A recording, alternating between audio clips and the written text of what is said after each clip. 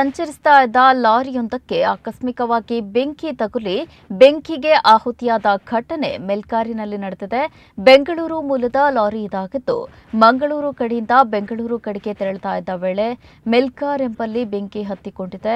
ಗುಜರಿ ಸಾಮಗ್ರಿಗಳ ಸಾಗಾಟದ ಲಾರಿ ಇದಾಗಿದ್ದು ಲಾರಿಯಲ್ಲಿ ತುಂಬಿಸಿದ್ದ ಗುಜರಿ ಸಾಮಗ್ರಿಗಳು ಬೆಂಕಿಗೆ ಆಹುತಿಯಾಗಿದೆ. ಬಂಟ್ವಾಳ ಅಗ್ನಿಶಾಮಕ ದಳದವರು ಸ್ಥಳಕ್ಕೆ ಆಗಮಿಸಿ ಬೆಂಕಿ ನಂದಿಸುವ ಕಾರ್ಯದಲ್ಲಿ ತೊಡಗಿದ್ರು. ಇನ್ನು ಗುಜರಿಯಲ್ಲಿದ್ದ ಬ್ಯಾಟರಿ ಶಾರ್ಟ್ ಸರ್ಕ್ಯೂಟ್ ಆಗಿರುವ ಸಾಧ್ಯತೆ ಇದೆ. ಹಾಗಾಗಿ ಬೆಂಕಿ ಹತ್ತಿಕೊಂಡಿದೆ ಎಂದು ವರದಿಯಾಗಿದೆ.